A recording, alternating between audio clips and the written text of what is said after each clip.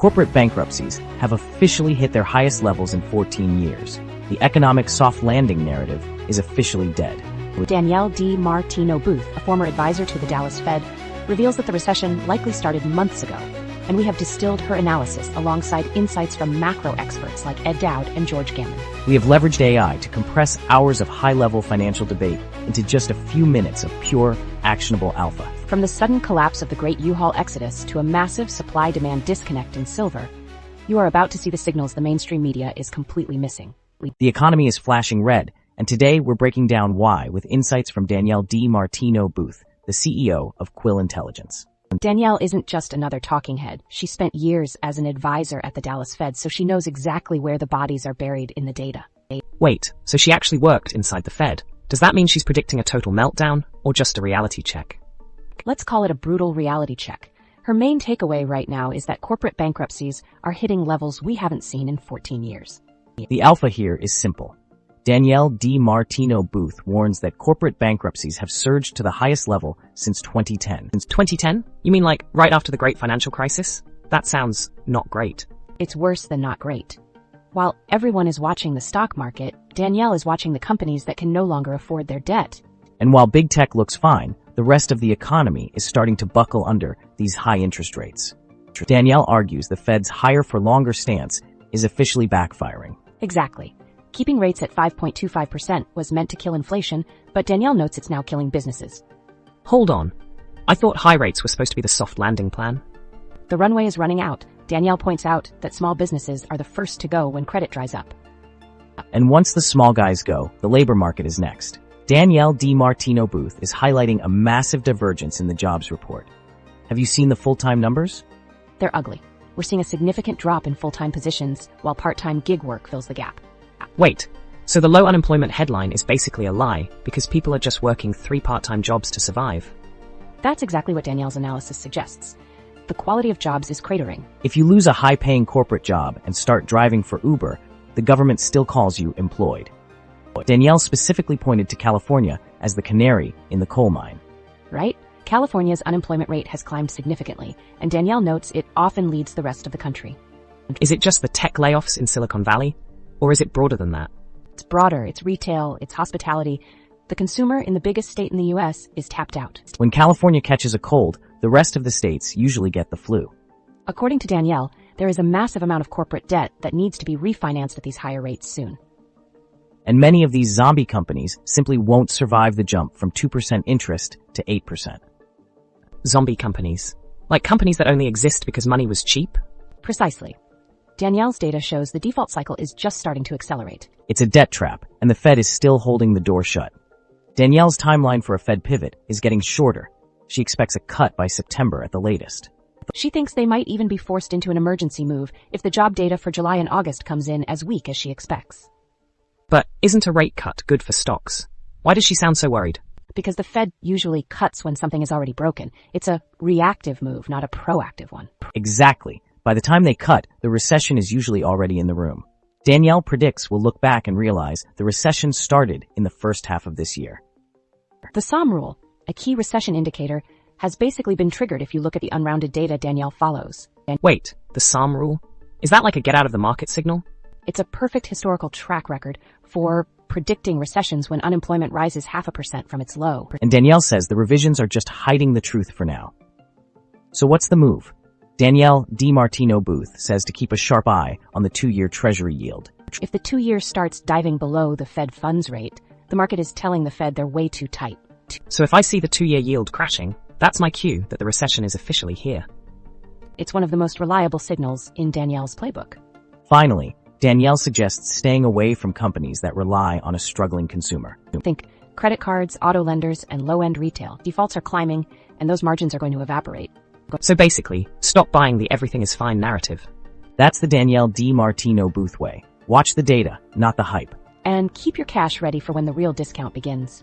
Dowd, a former BlackRock portfolio manager, just dropped a bombshell in a discussion with Adam Taggart. Excess mortality for millennials spiked 84% in the second half of 21. That is a staggering number. Dowd argues this isn't just a tragedy, it's a massive hit to what he calls human capital that the markets are completely ignoring. Wait, 84%? That sounds like a war zone. Is he saying this is still happening? It's ongoing. And while we dig into this health crisis, Dowd also warns of a massive credit collapse on the horizon that could reset the entire financial system. Dowd isn't just guessing, he's looking at insurance company data and funeral home stocks to track these trends. Hold on, funeral home stocks? That's dark. But I guess the data doesn't lie. Exactly. Adam Taggart points out that this data is harder to manipulate than GDP or inflation numbers. Right, if people aren't working because they're sick or dead, the economy can't grow. It's that simple. The core of Dowd's thesis is the disability surge. 3.2 million more Americans are now disabled compared to early 21. And the weird part? Most of that growth is among people who are currently employed. It's a productivity killer. Wait, so people are staying on the job, but they're less capable, like brain fog or something more serious. Dowd calls it a hidden tax on the economy. Companies are paying for labor that is physically less productive. Adam Taggart highlighted how everyone blames lazy workers, but Ed Dowd's data suggests the workforce is actually shrinking due to health issues. Exactly. You can't just hire your way out of a population that is getting sicker. So all those help wanted signs aren't going away anytime soon. Not according to this data. We are seeing a structural deficit in healthy bodies. Dowd points to group life insurance data because these are policies for employed people, usually the healthiest segment of society. And the payouts were up 40%. That's a massive statistical anomaly that hasn't been fully explained. 40%? Doesn't that bankrupt the insurance companies? They're raising premiums. Ed Dowd notes that they are already passing these costs on to employers. Which means your boss pays more for insurance, which means less money for your next raise. Aside from the health crisis, Dowd told Adam Taggart that global debt to GDP is now around 350%. That is a mathematical dead end. You can't grow your way out of that when your workforce is declining. Wait, 350%? That's like making 40 grand and having 140,000 in credit card debt. Close enough. And when the interest rates go up, the whole house of cards starts shaking. Dowd thinks we are at the very end of this long-term debt cycle. Dowd describes presenteeism, people showing up to work but unable to perform due to chronic health issues. It explains why GDP looks okay on paper, but everything feels like it's breaking in the real world. So that's why customer service is worse, and everything takes longer to fix. It's a huge factor. If your lead engineer has brain fog, the bridge doesn't get built on time. And Ed Dowd expects this trend to accelerate as the cumulative effects of the last few years set in. Ed Dowd predicts a massive credit event, essentially a default on a global scale, because the debt simply cannot be paid. He calls it a jubilee, though it won't be a party. It means your currency loses value while the debt gets wiped out. Hold on. If the debt is wiped out, does my mortgage disappear, or just the bank's money? Usually the banks get bailed out and you get the inflation. That's Dowd's concern. He sees this happening within the next 24 to 36 months as interest costs become unbearable. Dowd also argues that inflation isn't going back to 2% because the cost of labor will stay high. Exactly. If there are fewer healthy workers, they can demand higher wages, which keeps prices moving up. So even if the Fed stops printing money, my groceries still stay expensive. That's the human capital catch-22. You can't fix supply with interest rates. It's a stagflationary trap that Ed Dowd thinks will define the next decade. Dowd suggests keeping a close eye on the Bureau of Labor Statistics disability data. If that 3.2 million number keeps climbing, the economic narrative of a soft landing is dead. So I should check the BLS website every month. It's one of the most honest data sets left. Watch the not in labor force category due to disability. Finally, Dowd warns against companies with high debt loads that can't pass rising labor costs to customers. In a credit crunch, those companies go to zero. Fast. Got it. Cash is king if a credit event is coming, right? Cash or hard assets. Ed Dowd's analysis suggests we are moving into a period where real things matter more than paper promises. We're breaking down the latest pre-market analysis from Matt deWolf of Trade Brigade, and the big news is a massive gap up on rumors of peace talks. Exactly. Matt points out that the S&P 500 is pushing toward critical resistance at 440, but we need to see if it holds. Wait, peace talks? So the war headlines are actually moving my portfolio this morning. In a big way. Matt suggests this news is the primary catalyst for the early buying pressure we're seeing across the board. It looks bullish, but Matt is warning about a potential trap for tech stocks that could trigger a reversal by Monday. Matt deWolf has built his reputation on reading market structure and identifying gap and go setups before the opening bell. Is he one of those guys who stares at flashing red and green lights all day? He's more of a chart whisperer. He focuses on horizontal levels and volume profiles to find where the big money is hiding. And today he's showing us exactly where the floor and the ceiling are for this long weekend. Matt deWolf's core thesis is that the S&P 500, the SPY, is hitting a massive wall at 440. Right. He argues that unless we clear that level on high volume, this gap up is just a dead cat bounce before the holiday. 440. Why is that number so special? Is it like a psychological thing? It's historical market structure. Matt notes that this is where sellers have stepped in aggressively 3 times in the last month. So if we don't break it, we're essentially just running into a brick wall at 60 miles per hour. Ouch, I'd rather not be in that car. Matt outlines 2 main scenarios for today: the gap and go, or the much feared gap and crap. The gap and go happens if we stay above the opening range for 15 minutes. Matt says that's the signal to ride the trend. And the gap and crap. Please tell me that's not as gross as it sounds. It's worse for your wallet. It's when the market opens high, lures in buyers, and then immediately collapses to fill the gap below. Matt suggests that without sustained volume, the gap and crap is actually the higher probability move today. So basically, don't buy the first 5 minutes, or you might get flushed. We also have a 3-day weekend coming up. Matt deWolf points out that traders don't like holding big positions over long breaks. Because anything could happen in the news while the market is closed, right? Exactly. Matt says this leads to light volume and weird, choppy price action as people square their books. It's like a high-stakes poker game where everyone is folding their hands early to go to the beach. I mean, I'd rather be at the beach than losing money on a Sunday news headline. Matt notes that the QQQ, the tech heavyweights, are actually showing more strength than the broader market. He's watching the 350 level there. If tech leads, the whole market might actually have a chance to sustain this rally. So if Apple and Microsoft are doing well, the rest of us are probably okay. That's the idea. Matt thinks tech is the engine right now, but it's an engine that's been running hot for a while. He warns that if tech falters at its own resistance, the SPY doesn't stand a chance. Matt's first prediction is a pullback to the 438 level if we get a rejection at the open. He calls this filling the gap. It's a common move where the price returns to yesterday's closing level. Is that a bad thing, or just a healthy dip? Matt sees it as a test. If it bounces off 438, it's healthy. If it breaks through, we're heading much lower. So 438 is essentially the line in the sand for the bulls today. But what if the peace talks are real? What's the upside? Matt predicts that a clean breakout above 442 would open the door to 445. 445 sounds like a party. Can I get an invite? Only if the volume confirms the move. Matt says without volume, a breakout to 442 is just another trap. It's all about that confirmation. No volume, no trade. Matt deWolf's biggest takeaway is to wait for the first 15 minutes to set the range. Don't be a hero in the first 5 minutes. Let the market show its hand, then trade the break of the 15-minute candle. So I have to actually be patient. That's the hardest part of trading. Matt would say patience is what pays the bills. Entering too early is just gambling on the gap. And finally, Matt advises keeping your position sizes small. The headline risk over the next 72 hours is just too high.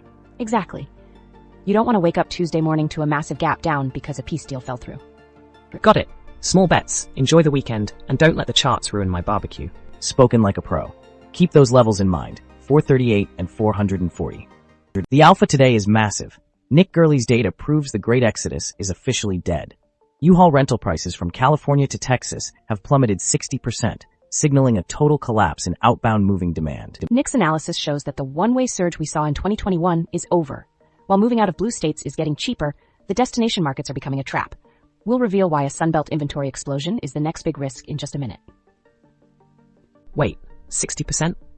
I remember friends paying $5,000 just for a truck to get out of LA. You're saying those days are gone? Gone and buried. Nick points out that U-Haul is actually struggling to get trucks back to the states everyone was supposedly escaping from. Nick Gerli uses these rental rates as a real-time heat map for where the housing market is headed next. Exactly. When the cost to leave a city drops, it means the fear of missing out on a suburban dream has evaporated. So if the trucks aren't moving, the house prices aren't moving either. Is that the gist? That's the thesis. If people aren't arriving, those new houses in the Sunbelt are going to sit empty. Nick highlights that a U-Haul from Los Angeles to Dallas used to cost $5,000, but now you can book it for around $2,000. That's a massive 60% drop. It suggests the exhaustion phase of the migration has arrived. Hold on. Why does a truck rental matter for my mortgage? I'm not living in a U-Haul. Because it's about supply and demand for the actual people. If fewer people are moving in, the bidding wars for homes in Dallas simply vanish. It's the ultimate front-running data point. The trucks arrive before the for-sale signs do. Nick Gerli's research shows that housing inventory in former boom towns like Austin and Phoenix has surged by over 100%. The problem is that builders kept building as if the 2021 migration wave would never end. Now they have too many houses and not enough movers. So wait, 100% more houses are just sitting there? Isn't that great for buyers? It's great for buyers, but it's a disaster for current homeowners who bought at the peak. They're now competing with thousands of other listings. And Nick notes that when inventory doubles, prices rarely stay flat. They go south. Got it. So move to Austin went from a trend to a trap. Another factor Nick mentions is the return to office push. Corporations are tightening the leash, and that work from anywhere freedom is shrinking. If you move to Boise for the views, but your boss wants you back in San Jose, you're in a tough spot. Is that actually happening? I thought everyone was remote forever now. The data says otherwise. Nick's analysis suggests the labor market is shifting back toward the big metro hubs, reversing that geographic spread. Which means we might see a reverse exodus back into the cities we thought were dead. Nick points out a massive gap. Home prices in many Sunbelt cities have outpaced local wages by nearly 40%. Locals can't afford the homes anymore, and the wealthy Californians aren't coming in to bid them up like they used to. 40%? That's not just a gap, that's a canyon. How do people even buy groceries? They don't. At least not without massive debt. Nick warns that this disconnect is unsustainable without a price correction. It's a classic bubble signal. The fundamentals are completely broken. So basically, the party's over and the lights are coming on. Based on the inventory and U-Haul data, Nick predicts home price drops of 15 to 20% in these pandemic darlings. He's looking at Boise, Phoenix, and parts of Florida. The supply is simply overwhelming the demand. 15%? That's thousands of dollars in equity, just poof, gone? Exactly. If you bought at the top with a low down payment, you could be underwater very quickly. It's the hangover after the 2021 speculative frenzy. Conversely, Nick suggests that cities like San Francisco and New York might actually stabilize as the outbound rush hits a floor. The worst of the doom loop narrative might be behind them because it's finally becoming affordable to live there again, relative to Austin anyway. Wait, did you just say San Francisco is becoming affordable? Relatively, when a condo in Austin costs as much as a flat in Queens, the math changes. The arbitrage that drove the exodus is gone. Nick's top advice? Keep an eye on those one-way rental prices. They are the most honest data we have. If you see prices to move into a city rising, that's where the smart money is going. So I should check the U-Haul website before I talk to a real estate agent. Honestly, yes. It'll tell you more about demand than a biased listing agent will. Nick also recommends watching the inventory to sales ratio in your specific zip code. If homes are sitting for more than 60 days, the sellers are losing their leverage. 60 days is the magic number? Got it. If it's 60, I'm lowballing. That's exactly what Nick Gerli's data would suggest. David Morgan told Michelle Makori that the single most important signal right now is the gold to silver ratio, sitting stubbornly above 80 to 1. Exactly. According to Morgan, that ratio is a flashing red light that silver is absurdly cheap compared to gold. Wait, 80 to 1? So I have to trade 80 silver coins just to get one gold coin? That seems lopsided. It is. Historically, that ratio averages much lower. When it breaks below 80, David Morgan expects silver to start outperforming gold in a major way. But while silver looks like the ultimate bargain, Morgan also warned Michelle about a specific paper market trap that could wipe out retail traders. A trap, great. Just when I thought I found a deal. David Morgan's core thesis is that silver is no longer just a monetary asset. It's an essential industrial metal that's running out. Right. Morgan points out that between solar panels and electronics, we are consuming silver faster than we can dig it up. Hold on. If it's in my phone and my solar panels, does that mean silver is actually more useful than gold? In a practical sense, yes. According to David's analysis, that industrial drain is creating a supply deficit that the market hasn't priced in yet. So we have a monetary metal that's also an industrial necessity, and it's currently trading at a massive discount. Sounds like the perfect storm, or the perfect opportunity. One of the most startling points David Morgan made to Michelle Makori is the disconnect between paper silver and physical bars. He mentioned that there are roughly 100 paper ounces for every 1 physical ounce sitting in a vault. Wait, so 99% of silver being traded is just pinky promises? Basically, it's a massive leverage game. Morgan argues that if even a fraction of those paper holders ask for their physical metal, the price explodes. It's a game of musical chairs where 99 people are fighting for one seat. I'm definitely buying the physical seat before the music stops. David Morgan also noted that big institutions are starting to move into the physical market, and they aren't doing it quietly. Exactly. While retail investors are distracted by tech stocks, David sees smart money vacuuming up physical silver supply. If the big guys are buying, shouldn't we be worried about the price going up before we can get in? That's Morgan's point. Once the inventory levels at the major exchanges hit a critical low, the free market price will have to adjust. So it's not a matter of if, but when the supply crunch becomes visible to everyone. I'd rather be early than late to that party. Morgan and Michelle also touched on the macro picture, specifically the $34 trillion in U.S. debt. David suggests that as trust in fiat currency erodes, the flight to hard assets like gold and silver is inevitable. 34 trillion. I can't even count that many zeros. How does that affect my silver? It means the dollar is losing purchasing power. Silver isn't just going up, the dollar is going down. It's an insurance policy against a currency that's being printed into oblivion. Suddenly, holding a heavy piece of metal feels a lot safer than a digital balance. So where does the price go? David Morgan believes breaking $30 is the first major psychological hurdle. Once 30 is cleared, Morgan sees a relatively clear path back to the $50 all-time highs. $50? That's nearly double where we are now. What's the catch? The catch is volatility. Morgan warns that the path to 50 will be a roller coaster, not a straight line. He's seen these cycles before. He expects a lot of shakeouts to scare away the weak hands. So I need to hold on tight and ignore the daily noise. Got it. In a true blow-off top scenario, David Morgan discussed the possibility of the gold to silver ratio dropping to 30-1. If gold stays at 2,000 and the ratio hits 30, that puts silver at over $65 an ounce. Wait, 30-1? That would mean silver gains way more than gold, percentage-wise. Exactly, that's why Morgan calls silver the high beta version of gold. It moves faster and further. It's the move that makes the silver guru name so fitting for David's analysis. I think I'm starting to see why they call him that. David Morgan's final takeaway from Michelle McCory was simple. If you don't hold it, you don't own it. He strongly suggests prioritizing physical coins and bars over paper ETFs that might not have the metal they claim. So, keep the actual silver in my own safe rather than a digital account. Precisely. It eliminates the counterparty risk that Morgan is so worried about in the current system. It's about being your own central bank. I like the sound of that, CEO of my own vault. Keep your eyes on that gold to silver ratio. As long as it's above 80, the signal is clear. According to David, that is the value signal of a lifetime for precious metal investors. So when I see the ratio start to drop, that's when the real move begins. That's the signal Morgan is watching. Once it breaks, the silver rocket might just leave the station. And by then, the physical premiums will likely be through the roof. Message received. Time to look at some silver coins. George Gammon is sounding the alarm.